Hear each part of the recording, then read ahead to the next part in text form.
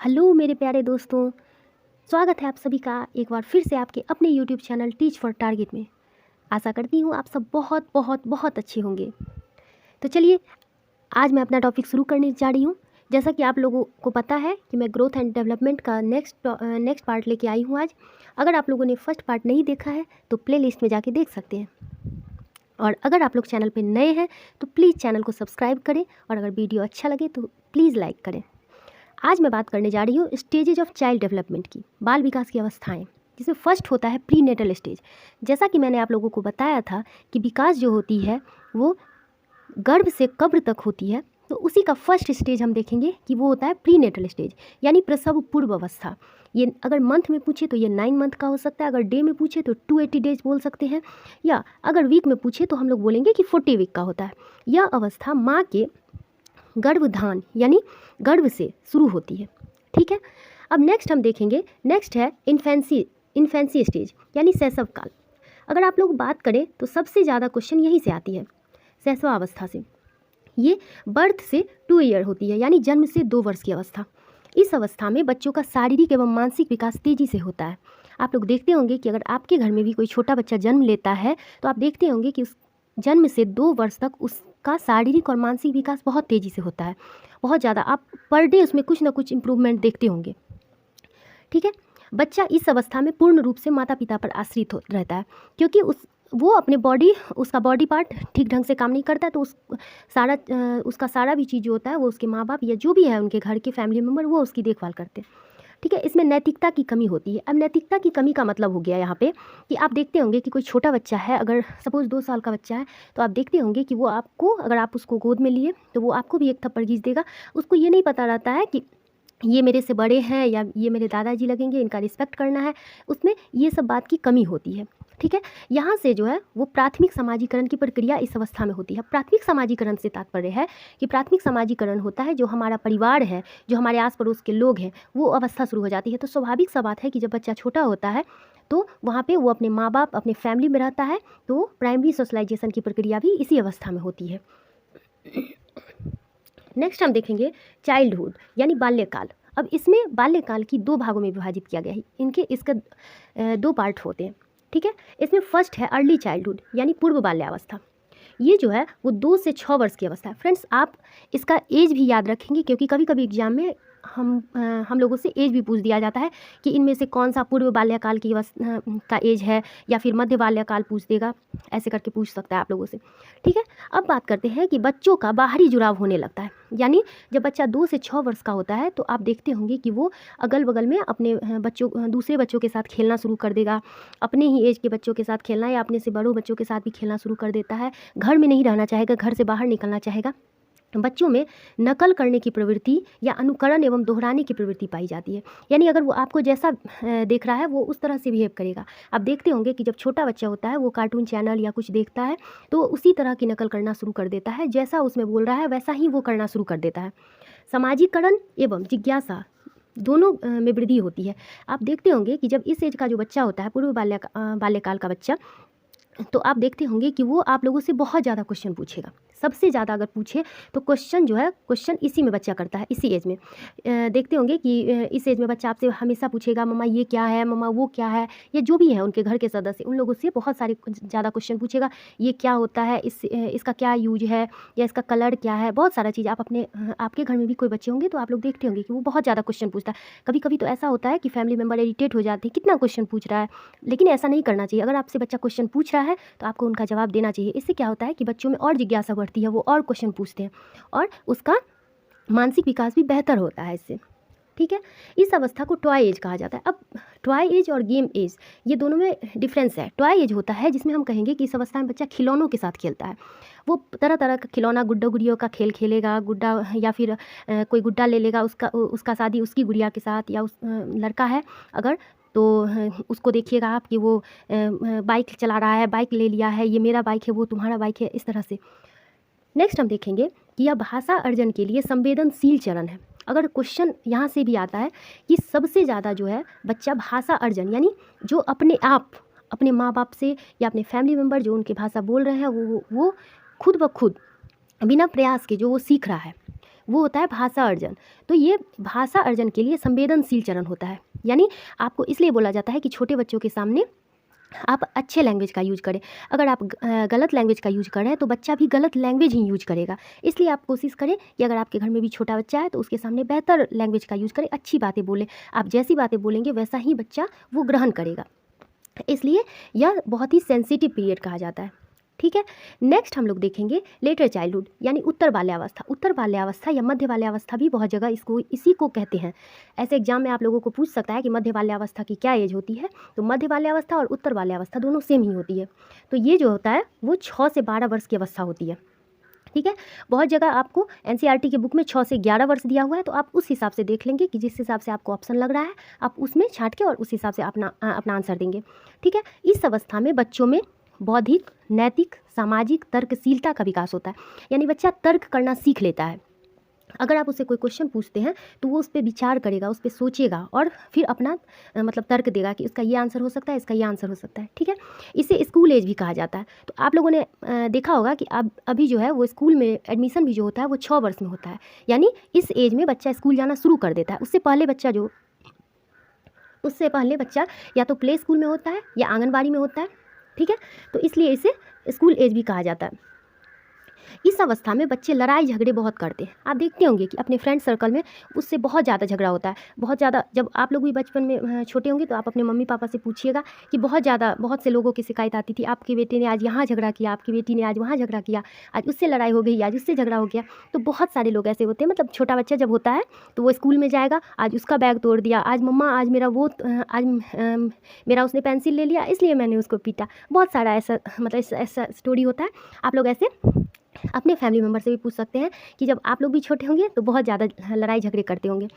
ठीक है, इसे खेलों की अवस्था कहा जाता है। आप समझेंगे कि वो शैशव अवस्था जब होता है तो वो पूर्व बाल्यकाल जो होता है वो टॉय एज होता है, यानी वहाँ पे बच्चा खिलौनों से खेलता है। ठीक है, और इसे जो है वो खेलों की अवस्था कहते हैं, यानी गेम स्टेज। यहाँ पे बच्चा बहुत सारे गेम खेलेगा, छुपम छुपाई खेलेगा, कबड्डी खेलेगा, या जो भी बहुत सारे गेम्स होते हैं वो बच्चे ग्रुप में खेलना शुरू कर देता है। इस अवस्था में संग्रहण की प्रवृत्ति विकसित होने लगती है। अब संग्रहण का तात्पर्य है कि जब देखते होंगे बहुत सारे लोगों की दिलचस्पी क्या होती है, अगर न्यूज़पेपर है या कोई बुक है तो बच्चे क्या करते हैं, किसी एक्टर या किसी भी लड़की है अगर, तो बहुत सारी लड़कियां को होता है कि फूल अच्छा लग रहा है तो वो क्या करेगी, उसका कटिंग कर करके अपना रखेगी और फिर अपने कॉपी में या कहीं पे भी चिपकाएगी या स्टोर करके रखेगी। तो सिंपल सा समझेंगे कि बच्चा कुछ भी चीज़ अगर देखता है तो खेलने से संबंधित उसको जो चीज़ एट्रैक्टिव लगता है या उसको जो पसंद आ रहा है वो चीज़ वो क्या करता है, स्टोर करके रखता है। ठीक है, इसे समूह की अवस्था कहा जाता है, गैंग एज। यहाँ से भी क्वेश्चन आता है कि गैंग एज किस अवस्था को कहते हैं, तो गैंग एज भी जो है वो लेटर चाइल्डहुड को कहते हैं। ठीक है, यहाँ पे बच्चा ग्रुप में रहना पसंद करता है। इसे तार्किक चिंतन की अवस्था कहा जाता है। आप अगर बच्चे से यहाँ पे कोई क्वेश्चन पूछ रहे हैं या कुछ पूछ रहे हैं कि अच्छा ये जो तुम्हारा होमवर्क है इसको तुम कैसे पूरा करोगे, तो वो आपको तर्क के माध्यम से बता सकता है कि हाँ मुझे ये ऐसे करना है, इसमें ये ऐसे करना है। या कुछ पूछिए कि मैथ का कैलकुलेशन यहाँ पे कैसे करना है, तो हाँ मुझे ये ऐसे सॉल्व करना है, इसका ये होगा, इसका ये कैलकुलेशन है, ये सॉल्व करना है। तो यहाँ पे इसे तार्किक चिंतन की अवस्था भी कहा जाता है, क्योंकि यहाँ पे बच्चा तार्किक चिंतन करना शुरू कर देता है। ठीक है, इसे जीवन का अनोखा काल कहा जाता है। आप किसी से भी पूछ लीजिए या आप खुद से ही पूछिए कि आपको सबसे बेस्ट पीरियड आपके लाइफ का कौन सा लगता है, तो आपके मन से यही निकलेगा कि स्कूल एज जो था वो सबसे बेस्ट था, क्योंकि किसी बात का ना ही टेंशन थी, ना ही किसी बात का चिंता था, सिर्फ और सिर्फ स्कूल जाना है, थोड़ा सा पढ़ाई करना है, खेलना है दोस्त के साथ, ना ही जॉब की टेंशन है कि हाँ यार मेरा एग्ज़ाम सीटेट का एग्ज़ाम निकलेगा या नहीं, फिर जॉब होगा या नहीं, फिर क्या होगा, कब वैकेंसी आएगी, इतने सारे टेंशन नहीं होते थे। तो इसलिए हम कह सकते हैं कि इसे जीवन का अनोखा काल कहा जाता था। ठीक है, अब नेक्स्ट हम देखेंगे एडोलेसेंस यानी किशोरावस्था। ये जो होता है वो 12 से 18 वर्ष का अवस्था होता है, इसे किशोरावस्था कहते हैं। इसे जीवन का सबसे जटिल अवस्था कहा जाता है। अब जटिल अवस्था क्यों कहा जाता है, क्योंकि यहाँ से जो होता है ना सो बच्चे की शारीरिक संरचना, यहाँ पे आप देखेंगे इस अवस्था में बच्चे की शारीरिक संरचना में परिवर्तन देखने को मिलता है, बहुत सारे चेंजेज आते हैं लड़कों में लड़कियों में, तो इसीलिए इसे सबसे जटिल अवस्था कहा जाता है। ठीक है, इसमें अक्सर परिवार की तुलना में दोस्तों की राय महत्वपूर्ण हो जाती है। आप देखते होंगे कि 12 से 18 वर्ष का जो किशोर बच्चे होते हैं वो देखिएगा कि आप अपने फ्रेंड्स की बात ज़्यादा सुनता है अपने फैमिली की तुलना में। अगर मम्मी पापा कुछ भी बोल रहे हैं, अगर उसको कोई फ़ोन ही लेना है, हाँ यार देखना ऐसा फ़ोन लेना, अच्छा ये आया है, ये नया फ़ोन लॉन्च हुआ है, ये ले ले, अगर फैमिली वाले कितना भी बोल रहे हैं, पापा कितना भी बोल रहे हैं, नहीं बेटा ये मत लो, अब इतना बजट नहीं है, नहीं पापा मेरे फ्रेंड ने ये बोला है, मुझे तो यही फ़ोन लेना है, अब कुछ भी हो जाए मुझे तो यही फ़ोन चाहिए, यही फ़ोन चाहिए। मतलब कहने का मतलब है कि फ्रेंड्स की बात लोग ज़्यादा सुनते हैं। अगर फ्रेंड्स ने कहा कि यार तू आज ऐसे पढ़ रहा है, मैं तो इतना घंटा पढ़ाऊँ, तो वो भी उतना घंटा पढ़ना शुरू कर देगा। तो इसलिए कहते हैं कि इसे दोस्तों की राय महत्वपूर्ण होती है इस अवस्था में, ठीक है। अब यहाँ पे एक पॉइंट देखेंगे कि इस अवस्था में जो होती है वो 12 से 14 वर्ष की आयु में लड़कियों की मांसपेशियों में तेज़ी से वृद्धि होती है। 12 से 14 वर्ष, आप यहाँ पे देखेंगे 12 से 14 वर्ष का आयु जो होता है वो लड़कियों का तेज़ी से वृद्धि होता है, और 14 से 18 वर्ष जो होता है इसमें लड़कों की लंबाई और मांसपेशियों में तेज़ी से वृद्धि होती है। लड़कों की मांसपेशियाँ बढ़ेगी, उसके बाद उसकी लंबाई में वृद्धि होती है इस अवस्था में, ठीक है। इस अवस्था में नशा या अपराध की ओर उन्मुख होने की अधिक संभावना रहती है। जैसा कि मैंने आप लोगों को बोला कि फ्रेंड्स की बात ज़्यादा सुनते हैं लोग, तो अगर फ्रेंड्स अच्छे मिल गए तब तो बहुत अच्छी है। अगर कोई ऐसा भी होता है कि अगर दोस्त उसकी गलत संगति में पड़ गया तो वहाँ से वो नशा भी सीख सकता है या अपराध की ओर भी उन्मुख हो जाते हैं इसी एज में बच्चा। इसलिए इसे बहुत ही जटिल अवस्था कहा जाता है, ठीक है। अब एक वैज्ञानिक थे स्टेनले हॉल, इन्होंने इस अवस्था को तनाव एवं तूफान की अवस्था कहा था। डायरेक्ट यहाँ से भी क्वेश्चन आ सकता है कि तनाव एवं तूफान की अवस्था है, किशोरावस्था के बारे में कहा है, तनाव एवं तूफान की अवस्था ये किसने कहा है? तो आप सिंपल सा कहेंगे स्टेनले हॉल ने इसे कहा है तनाव एवं तूफान की अवस्था, ठीक है। इसमें विषम लिंगी आकर्षण होता है। अब विषम लिंगी आकर्षण क्या होता है कि अगर लड़के हैं तो उनका लड़कियों के प्रति ज़्यादा अट्रैक्शन होगा, और अगर लड़की है तो उसका लड़कों के प्रति ज़्यादा अट्रैक्शन होता है, ठीक है। वो सब इसी अवस्था में होता है। इस अवस्था में वीर पूजा की भावना होती है। अब वीर पूजा क्या होता है, अगर कोई भी बच्चा है वो किसी को अपना आइडल मानता है, कोई भगत सिंह को अपना आइडल मानता है, आदर्श मानता है, कोई सुभाष चंद्र बोस को अपना आदर्श मानता है, या कोई किसी हीरो को अपना आदर्श मानता है, तो इस अवस्था में जो होती है ये भावना होती है, ठीक है। इस अवस्था को स्वर्ण काल या गोल्डन एज कहा जाता है, ठीक है। अब हम इस टॉपिक से रिलेटेड कुछ क्वेश्चंस देखेंगे। इसमें फर्स्ट क्वेश्चन है कि मानव का विकास निम्न में से किस पर निर्भर होता है? मानव का विकास जो है वो निम्न में से किस पर निर्भर होता है? उसकी वृद्धि पर, या उसके वातावरण पर, या उसकी बुद्धि पर, या उसकी बुद्धि तथा वातावरण से मिलने वाली परिपक्वता पर। तो सिंपल सा मैंने आप लोगों को बताया था कि मानव का विकास जो होता है उसमें उसकी वृद्धि तथा वातावरण से मिलने वाली परिपक्वता दोनों चीज़ पे निर्भर होता है, ठीक है। तो इसलिए इसका आंसर 4th हो जाएगा, ठीक है। अब नेक्स्ट क्वेश्चन देखेंगे। नेक्स्ट क्वेश्चन है निम्नलिखित में से कौन सा विकास छोटे बच्चों में मानसिक व संज्ञानात्मक विकास में सर्वाधिक मददगार होता है? ठीक है, जो छोटा बच्चा होता है उसके मानसिक या संज्ञानात्मक विकास में सबसे ज़्यादा मददगार होता है, वो क्या है? फर्स्ट है सामाजिक विकास। अब देखेंगे सामाजिक विकास, नेक्स्ट है शारीरिक विकास, या संवैगिक विकास, या भाषाई विकास। अब यहाँ पे बात कर रहा है कि छोटा जो बच्चा होता है उसके मानसिक या संज्ञानात्मक विकास में सबसे ज़्यादा क्या मददगार होता है? तो छोटा बच्चा का मानसिक विकास या संज्ञानात्मक विकास में सबसे ज़्यादा उसका शारीरिक विकास मददगार होता है, ठीक है। क्योंकि सामाजिक विकास तो छोटे बच्चे में मतलब वो तो घर के माहौल में ही रहता है। सांवेगिक विकास की बहुत कम ही उसमें विकास होती है, और भाषाई विकास भी बहुत कम होता है। शारीरिक विकास, अगर उसका शारीरिक विकास स्वस्थ होगा बच्चा तो उसका मानसिक विकास भी बेहतर होगा और उसका संज्ञानात्मक विकास भी बेहतर होगा, ठीक है। अब नेक्स्ट क्वेश्चन देखेंगे। इस अवस्था में बालकों में नई खोज करने की और घूमने की प्रवृत्ति बहुत अधिक बढ़ जाती है। अब है ऑप्शन, पहले देख लेते हैं। ऑप्शन है शैशव अवस्था यानी शैशवा काल, उत्तर बाल्यावस्था, या किशोरावस्था, या प्रौढ़ावस्था। अब देखेंगे शैशवावस्था जो होता है उसमें तो बच्चा ज़्यादातर घर में ही रहता है, और यहाँ पे किशोरावस्था तो उससे एकदम एडोलेसेंस पीरियड हो जाएगा। तो यहाँ पे उत्तर बाल्यावस्था है, यानी उत्तर बाल्यावस्था कह लेंगे या मध्य बाल्यावस्था। इस अवस्था में जो है वो बच्चा नई खोज करता है और घूमता भी है। मैंने आप लोगों को बताया था कि इस अवस्था में बच्चे अपने गैंग में रहना ज़्यादा पसंद करते हैं, तो उनमें घूमने की प्रवृत्ति ज़्यादा होती है, ठीक है। अब नेक्स्ट क्वेश्चन देखेंगे। मैं कौन हूँ, मैं क्या हूँ, मैं भी कुछ हूँ आदि जैसी प्रबल भावनाएं बालक के विकास की किस अवस्था की सूचक होती है? मतलब बच्चों में ये भावना आ जाती है कि मैं क्या हूँ, मैं भी कुछ हूँ, मैं कौन हूँ, ऐसे अंदर से उसके क्वेश्चन आने लगते हैं।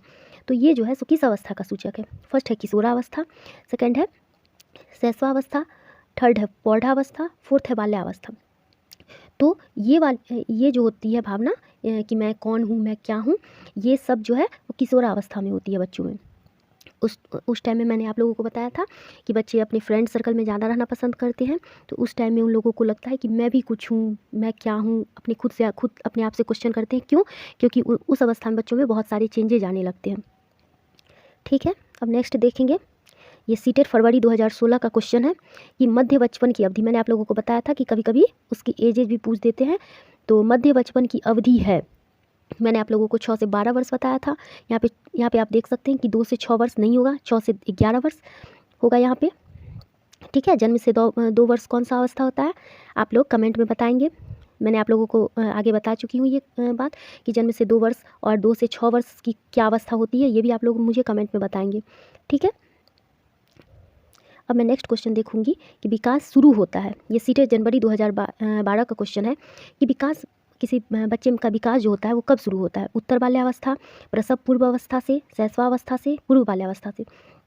आप लोग अगर मेरी फर्स्ट वीडियो भी देखे होंगे, मैंने फर्स्ट वीडियो में भी बताया है और इस वीडियो में भी बताया है कि बच्चे का विकास जो होता है वो शुरू होने लगता है उसके गर्भ से कब्र तक, मैंने आप लोगों को बताया था। तो यहाँ पे उत्तर बाल्यावस्था तो नहीं होगा, इसलिए यहाँ पे प्रसव पूर्व अवस्था, यानी जब बच्चा गर्भ में रहता है तब से उसका विकास शुरू हो जाता है। ठीक है, अगर आप लोगों को ये सेशन अच्छा लगा हो तो प्लीज़ लाइक करें और ज़्यादा से ज़्यादा लोगों तक शेयर करें ताकि सब लोगों तक हमारी वीडियो पहुंच सके। Thank you.